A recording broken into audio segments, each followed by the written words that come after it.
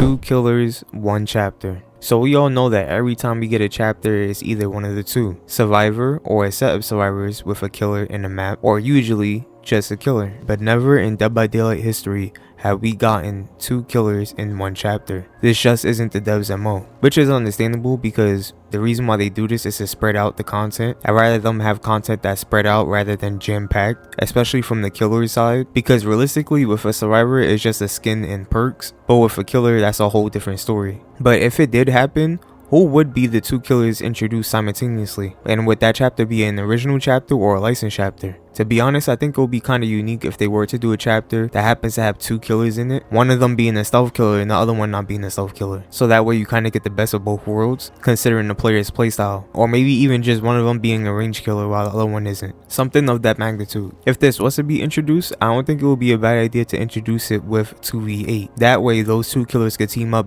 during that game mode. But the odds of 2 killers in the 1 chapter happening is really low in the first place. I'm not saying it's impossible because who knows, it's the first time for everything, or it can be a first time for everything, but chances are extremely low. I just doubt they will ever do that. Though there's potential with that, and I could see that being a really unique chapter, it may just be too much on one plate, because on top of a survivor and a map, if there is a map, or even just those 2 killers by themselves, it'll probably be too overbearing, and that's probably why they never done it in the first place. But I could be wrong on that standpoint. Change chase music for legendary skins. We have some pretty dope legendary skins in this game, but what could sometimes be wrong is the killer's chase music playing with that legendary skin. Like take Hunk Legion for example.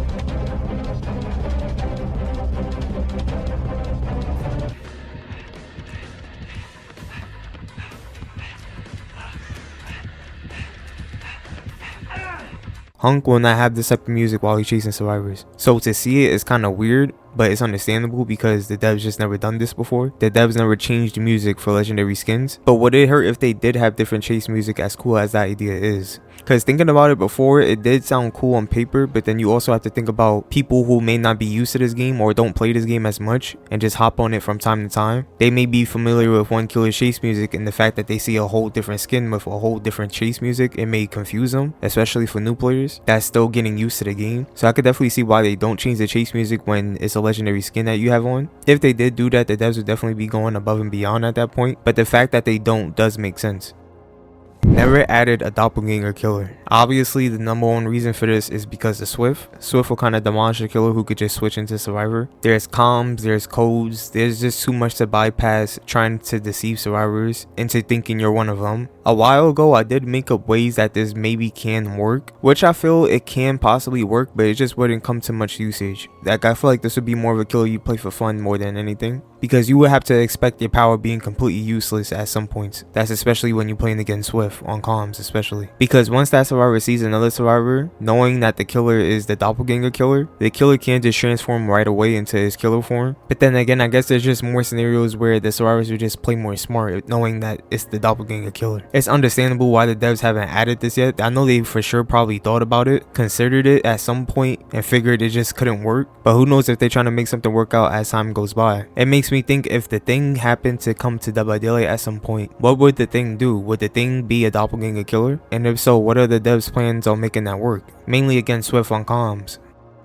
No map with 3 or more full floors. As much as I'm curious to see something like this, I just don't think it will ever happen, because it's an excessive amount of floors, and that means an excessive amount of space. And once it's that much space to the point where it's 3 full floors, I just think that could be too convoluted, especially for trying to find survivors. But then again, I don't know, because maybe if the floors aren't too big, they can maybe get away with it if the floors aren't too big, but instead small. Meaning it won't be too much space, so there's not too much to navigate on that floor, or all the floors in general. But as this game stands today, we only have 2 full floors max, which is very understandable. However, if they was to one day add a map where it exceeds past 2 full floors, I think an apartment complex would be kind of dope, maybe with an elevator included in the map. The elevator won't come to complete use though. They'll probably just turn on and go up a few floors one time once a generator gets completed, and then if a corresponding generator gets completed, it will then go down those few floors. But like I was saying about floors being small or lacking of that much space, I should say, they could maybe put that within the apartment complexes where there's definitely floors, the apartments are enterable, but they aren't too wide, neither are the floors. If Candyman ever comes to Dead by Daylight, I can maybe see him having the map where it exceeds past 2 floors, because the map could be Cabrini Green from the movie, and that apartment complex that Helen goes through.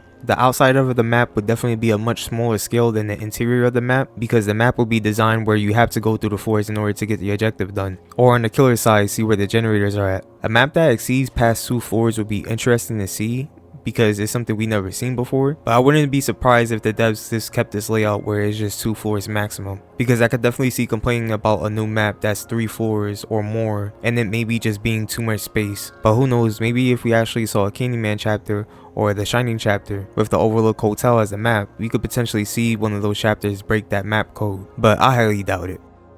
Voice chat. I feel like this is something that the community definitely questioned the devs as to why they haven't added it yet, considering Dead by Daylight is definitely the type of game where it's helpful to communicate and coordinate matches more efficiently on comms, but I see the devs rather go the safer, more calm route during gameplay, because you have to think about it this way: the devs already censor negative words that you use in game chat, so to have the freedom to say whatever you please in the mic defeats that purpose. For a game like Dead by Daylight, during voice chat, I could just see a whole bunch of toxic arguments happening all over the place and people arguing over idiotic shit that is unnecessary, so I could definitely see why they didn't add it. Also, thinking about voice chat, that will also just make games harder on the killer side, because technically there's a 75% chance that all your games will be technically against Swift. Like I mentioned, once the team communicates, that makes for stronger gameplay. So no matter any lobby you go into and the survivors are communicating, that would just make for harder gameplay on the killer side. I feel like it'll be much harder to catch a break when you play killer. But then on the other hand, it's like gameplay is what matters the most. So it's like, yeah, so what if survivors communicate? They have to still perform pretty well in order to survive. Survivors could be noobs and still communicate on the mic.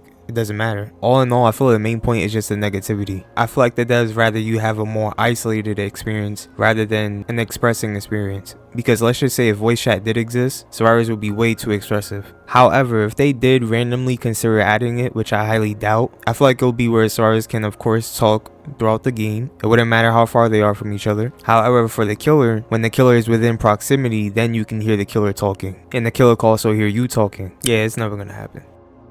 VR. The devs never and may never do this, but I don't think it'll be such a bad idea. Of course, motion sickness is a heavy emphasis on this game and VR in one topic, but I mean, who's ever played Doom in VR, bro? That shit makes you want to vomit all your insides. I personally don't know why the devs haven't considered VR. Maybe it may come in the future, but there's no doubt it will be a completely different experience, especially from the survivors' point of view. The survivors will be forced into first-person POV, which I say wouldn't be bad because it will actually make DBD feel like a horror game, because that's what it is, a horror game, an asymmetrical horror game, which is supposed to be scary. I'll honestly give it a go. I wouldn't play it for long because just having VR on for that long would just make you feel super nauseous and motion sickness will start to kick in. At least for me, I know there's motion pills that you can take, but I'd rather not. But there's no denying that it would be an experience, in my opinion. A fun but pretty suffering experience. If VR really was a thing, I guess Chucky just won't be available in VR because he's just that small and he can't be played in third person either. Unless, I don't know, they force it where in a way you're Charles Lee Ray, but you're looking over Chucky while playing as Chucky in some weird way in VR. That's the best way I can see it. I guess from the killer's POV, it will be like the Wii where you actually have to hit in order for the hit to connect in the game, meaning you have to swing your right or left arm, maybe use both at some point. It will definitely be innovative. There's potential there, but I feel like it could get old fast, especially since some people just might not be a fan of VR considering motion sickness, which I highly get. But who knows, maybe when we least expect it the most, they would drop an announcement for Dead by Daylight VR at some point. Never. What are some things you feel may never come to Dead by Daylight ever? Whether it's a good idea, bad idea, tell me down below. Let me know